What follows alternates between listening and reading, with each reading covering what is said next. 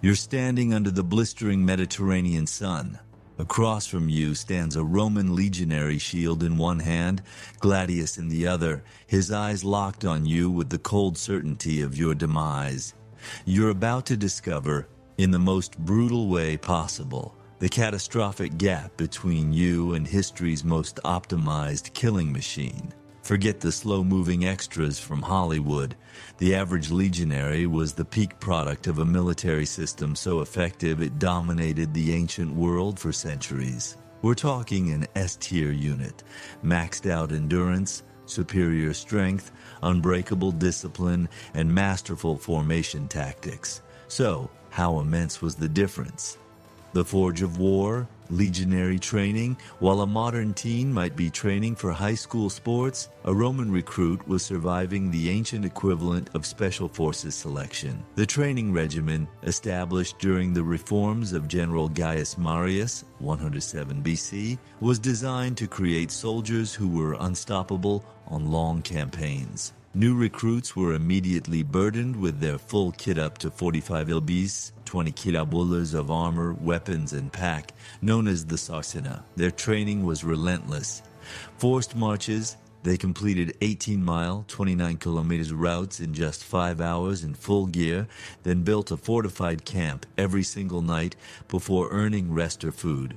Weapons drill, they practiced with the rudis, a weighted training sword twice as heavy than the standard gladius. This built immense strength and muscle memory. Switching to the real weapon in battle felt like unlocking a speed buff. Full spectrum conditioning.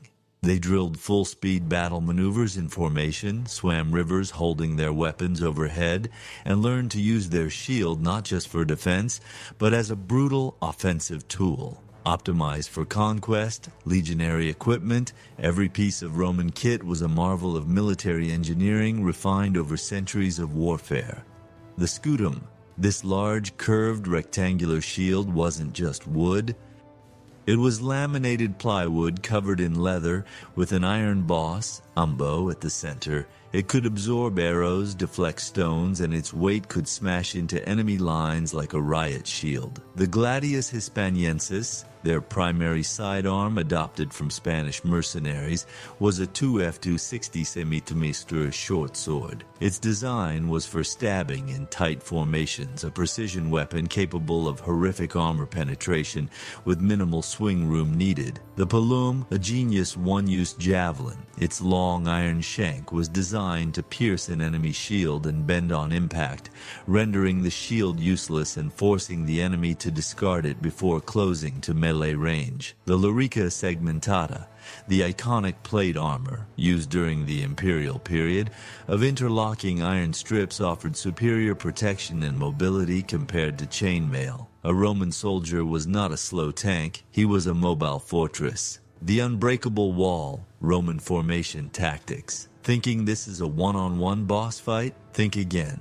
A legionary was a single cell in a larger organism. Their true power was the testudo, tortoise formation, where shields interlocked overhead and to the sides, creating an impregnable wall of wood and iron that could advance under a hail of arrows. In open battle, they fought in the triplex aces, 3 lines of maniples that could relieve each other, creating a constant fresh pressure on the enemy line. You wouldn't fight one soldier, you'd face a wall where your attack on one man would be met with counter-stabs from the men beside him. Their discipline and battlefield awareness were such that commands from a centurion would shift the entire formation faster than an enemy could react. Case studies in Roman military doctrine.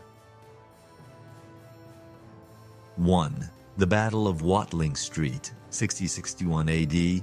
Commander, Governor Gaius Suetonius Paulinus. The force, 10,000 legionaries and auxiliaries. The threat, an estimated 80,000 plus warriors led by Queen Boudica.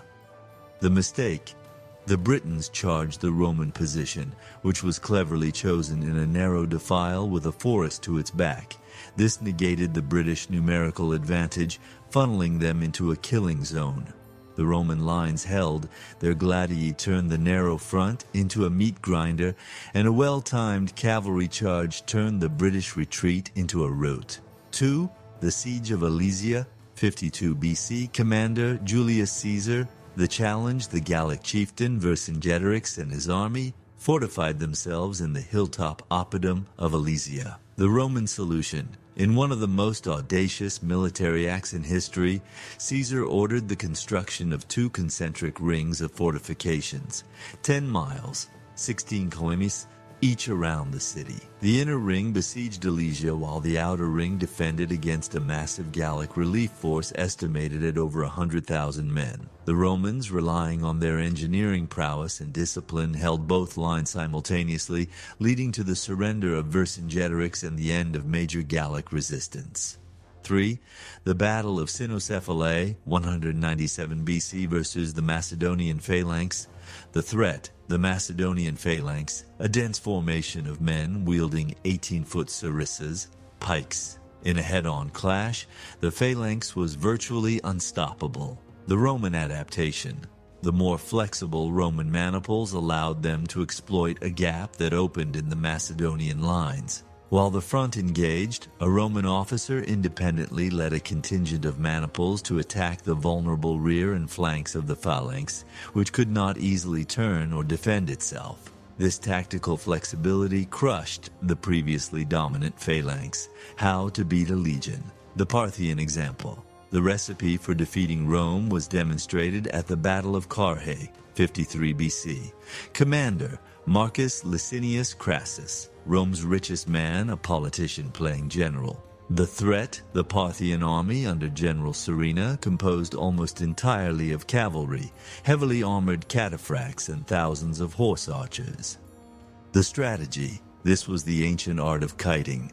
The horse archers, with their superior mobility, rained down arrows on the static Roman formations. The Parthians employed a camel train to resupply arrows indefinitely. When the Romans tried to advance, the horse archers retreated. When they held formation, the arrows never stopped. Eventually, the shield wall broke. Once the formation shattered, the cataphracts charged to finish the job. Result, 20,000 Romans dead, 10,000 captured, Crassus killed, and the loss of the legion standards a supreme mark of shame. The verdict. So, to summarize, they had better purpose-built gear, they had stamina and strength forged in a brutal, continuous training cycle. They fought as a single, cohesive organism, not as individuals. They were also master engineers, capable of building fortifications and siege engines to overcome any obstacle. They trained for years for the sole purpose of conquering and killing. To put it bluntly, you versus a Roman legionary isn't a fight, it's a foregone conclusion. You wouldn't last seconds, not because you're weak, but because you'd be a solo player trying to raid a max-level, perfectly coordinated guild that invented the very game you're playing.